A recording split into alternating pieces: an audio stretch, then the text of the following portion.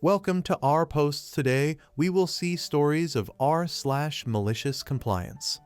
Boss ignores my background and learns the FOFO lesson all idiots do. I worked as a care staff for a private company of 250-ish employees that deals with special needs individuals' mental disabilities and often physical ones. We have day-hab facilities and group homes. In a prior job, I did the same for the state, but was moved to an IT role after a while until the stupid from upper management became too great. Whole other story. Before any of that I was an MT, and before that I was in the army and know how to cover my own butt. Backstory complete. My boss sent out an email to all staff and had an in-person company meeting because I put on a form the state inspectors look at that said, "Client returned from day trip sunburned, disoriented, and dehydrated." Staff with the client reported they passed out. Apparent heat exhaustion, reported to RN and state authority for possible neglect. Apparently the RN never looked at the report before the state auditors came in a week later. Although she did look at the client and agreed with me about the heat exhaustion the next day when she was back in the office from a day off. Fast forward 9 days, we have an emergency company meeting. Boss hands out a paper specifically telling every staff they are not to do anything outside the scope of their job description. And they are not doctors, while staring at me the whole time. She calls me out specifically during the meeting by name. Alright, fine. I stop doing anything but the exact wording of my original hiring duties. 2 months pass. One day I get a call about a problem with the computers at the main office in San Antonio. My job is over an hour away. I had traditionally done all the IT troubleshooting, as I was one for the first hires of the company, and I had a background for it. Boss calls me on my day off and asks me to drive to the main office and fix their computer system. I said to her, I cannot do anything outside of my listed duties, per your order. Then I hang up and turn the phone off until dinner. After I turned the phone back on, I get a call within 10 minutes from the company owner. He, who had been nothing but nice to me up until now, just bluntly asks when I felt like doing my job and getting things working. But especially payroll. Don't I want to get paid tomorrow? Get your butt in gear, son. That may indeed have been the wrong way to start the conversation with someone who wasn't being paid extra for their IT problems. I referred him to the email and in-person letter boss had put out. Then I pointed out how company policy had a no firearms rule, but he specifically always carried a 1911 to all company meetings and events on his right hip, calling it out by model as a Kimber 4. I then politely advised him to find a way to deal with his own problems, as the computers being bricked wasn't one of mine, but paying employees such as me was one of his, per state and federal law, and hung up. Turned my phone off again until I was at work 2 days later. In that time, apparently 3 staff had quit from failing to be paid, 18 more were threatening to, and the owner had driven over to have a chat with boss and myself. They laid out that as a senior care staff my job role had expanded over the years. I was there 5 at that point, and I countered that the pay hadn't. At all, since I had been hired. My doing IT work was a charity from me, not a job requirement, and I appreciated none of the disrespect I had gotten lately from either of them. I also pointed out that I knew full well that a contract IT company would cost them at least hundreds if not thousands for a consult, and at least $200 an hour, and if I deigned to fix their problem, it would take about 3 hours. Owner offered me a 50-cent raise and 3 hours overtime. I countered with a public apology in front of all staff from boss, a $3 raise, and an exemption from the no-carry firearm policy he was being hypocritical about. They said no, so I said, "I'll be in the back with the clients doing my job duties, and let me know when they contacted an IT company and changed their minds." Keep in mind that all the computer systems were effectively bricked at this point, so the nurses can't do any charting. No one can bill time for casework. The state paperwork, while largely paper, can't be sent. It took them 4 days. Who knows how many calls to computer specialists for quotes, and another 8 quitting employees to agree to my conditions, after 4 tries to get me to let go of the concealed carry one. That was their sticking point. I don't carry a gun at work, and never have, even though in my state it's totally legal. But it bugged me the absolute hypocrisy of the owner, so I would have given up the raise before that. In the end, it turns out that the owner's wife deleted something she shouldn't have had access to, and it took all of 8 minutes to restore them from backups I personally had on an old hard drive I wasn't using that the company said were an unnecessary cost. Next story. Boss didn't follow his own dress code. I worked for a popular fast food company. I won't say the name, but it can be recognized by the sound of a single bong in its jingle. Anyway, we are required to wear company brand shirts and must display the company logo on our bodies somewhere. Enter morning shift boss. I almost never see anybody from morning shift as I either evening or closing, but due to lays-offs we needed a closing manger.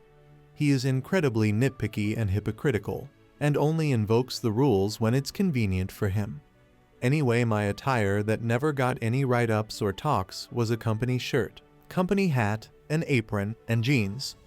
This boss walks up to me and talks Romy about the dress code and my violations. Apparently, the rim of the shirt was too low. My apron wasn't allowed to have pockets. But the thing that really set him off was my jeans. He said I can't have them cuffed, and I either have to cut them to size or get new jeans that fit. I tried to explain to him that I have very wide hips and jeans of my waist size are usually meant for big and tall people, and I couldn't find any jeans anywhere that had my leg length. He said, just cut them then. Later that week, he made everyone sign a pamphlet that basically says, I understand the dress code and will follow it or face repercussions. Fortunately, this pamphlet had the company dress code written in the text. Everyone else just signed their name and moved on. But I took the pamphlet into the back office and took the time to read the whole thing. My boss came in and wondered why I wasn't working. I told him, my father told me to never sign things without reading the terms first, just sign it. He replied, I will. I just want to know what I'm signing my soul over for first is all. I'm guessing he thought what I said was funny as he chuckled and walked away. But then I saw it, my saving grace. Only dark blue denim, black jeans or black pants, solid in color, are approved to wear as your company uniform. Pants and jeans should not touch the ground, have holes, fading, embellishments, or light washes. That's everything the dress code said about jeans. It said nothing that I wasn't allowed to cuff them. And it did say I have to wear a company apron too, which don't have pockets, but has never said anything I can't wear more than one apron. I proudly signed the pamphlet saying I fully understand the dress code, and I saw that my boss was the first person to sign it too. The next day I came to work with my jeans cuffed, my company apron on, but I wore it backwards and my usual apron on regularly, and I did tuck in my shirt as that was dress code. A few coworkers wondered why I had 2 aprons and still cuffed my jeans. I just told them, everything I'm wearing is to the letter, up to dress code. When my boss finally called me into the office and said I would receive a write-up for insubordination and dress code violation, I told him, no, a cheeky finger wag. Everything I am wearing is up to code. I thought you knew that. You signed it too. I assume you took the time to read the terms of the dress code too. He got the pamphlet out and started reading the terms, and I could see him looking at my jeans, and back at the pamphlet, then back at me, then my apron, then the paper again. Is there anything that violates the dress code? No, he replied. Well then, a write-up would be unnecessary then for me. But I would like to point out that the dress code specifically prohibits holes in attire. And I think I see a hole right there on your shirt. And also it says pants cannot touch the floor, and you pants is down by your heels, sir. I can see some dirt and a stray piece of lettuce on the rim of your pant leg. He looked and saw, then he shimmied his pants higher, up to his belly button. You know, if they're too long, you can just cuff them.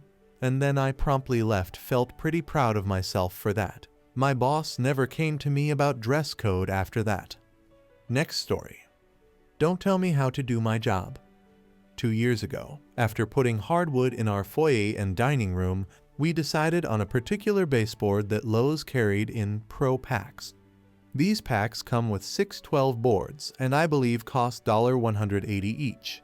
We purchased 2 packs knowing that one wasn't enough, but we should have 4 boards left over which we could then return.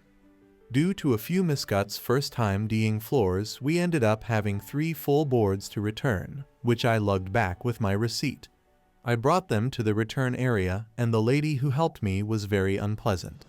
As she took my receipt, I explained that these were 3 boards from one of the pro packs on the receipt, and that the refund should be half of the cost of one, which is what the person who sold me the packs originally told me would happen.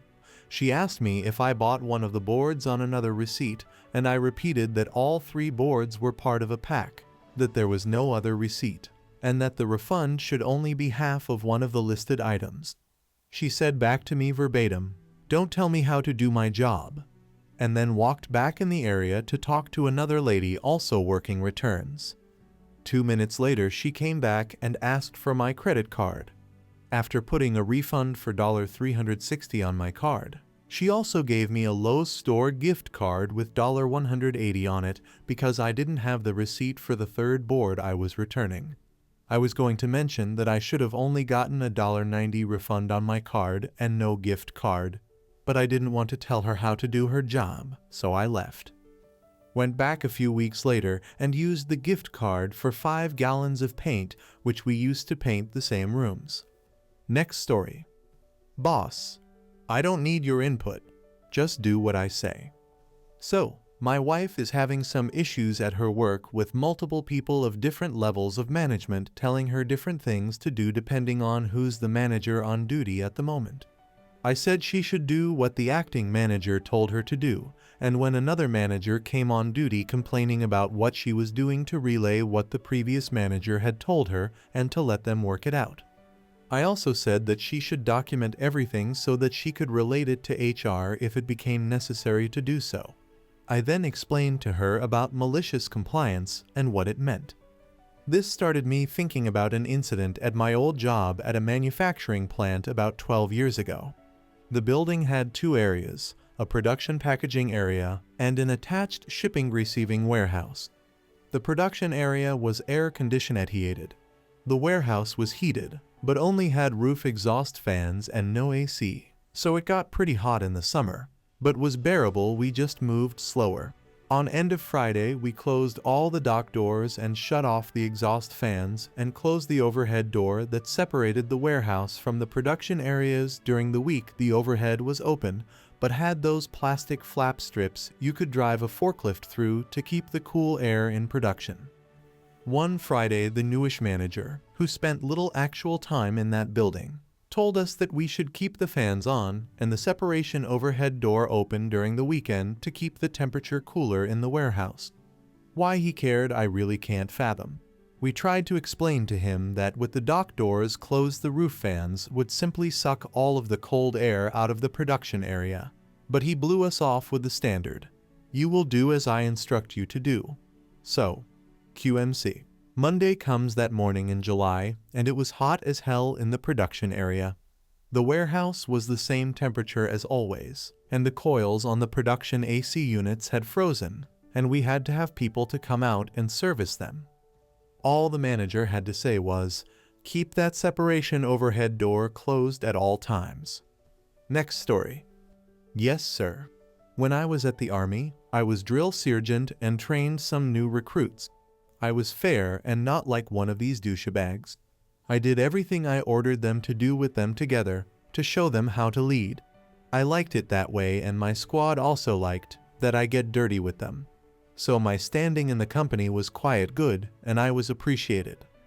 After a couple of months, I had to switch company, and a pretty young and fresh second lieutenant was my new leader. He was kinda same age as me, but was full of discipline and wanted to spread his knowledge. What you need to know, we all salute each other, but the other formalities were just needed and required when there were some official things to do. But not for this guy. He ordered me to be like a real soldier and salute every time I enter the room where he is and speak with him, how it should be, and be more respectful. Cue malicious compliance.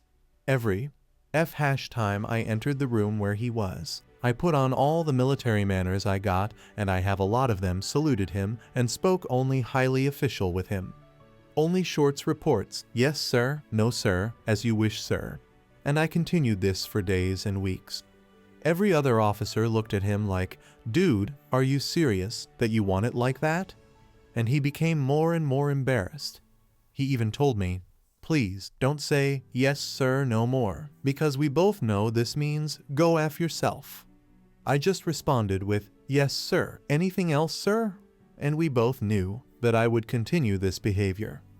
At the end, when I left there, all but him thanked me for what I did, and we all had a big laugh about this. But I think he did not appreciate his order and will think twice in the future. For me, it was just him, and I liked to show that I got respect and manners. It was a very funny time. Next story. Don't come in late during rehab. I read your stories. I offer one in trade. This was when I worked in a manufacturing facility, the chemical lab. I'd damaged 2 ligaments in my left knee skiing ankle, had surgery, was on crutches. Morning rehab, afternoon rehab, home rehab. All my free time, and then some was rehab. But our company ran 365, so time off was rare. We were a tight crew, worked hard, and had each other's backs. Our company had just been acquired by an international oilcom conglomerate, bringing better benefits to us salary workers, also new middle managers. I came to work on crutches, directly from the rehab from its first appointment of the day. I left in time to catch the last rehab appointment of the day. That meant I still put in 5 or so hours each work day. About 2 weeks in, I'm called in to see the new boss. I'm told it looks bad that I come in late and leave on off hours, not during shift changes. I pointed out we have full paid sick leave now, so I'll just stop coming in at all until I'm fully recovered. I had 8 months off, fully paid. Then I tacked on vacation days because I'd been earning toe every pay cycle I was off. TLDR, skiing injury resulted in me needing rehab time. Tried to fit it in around working. Boss didn't like my flex hours, so I just stayed off work entirely underpaid sick time plus accrued vacation time, which I also took. I hope you guys like this video. If you did, make sure like, comment, share, and subscribe the channel. Our posts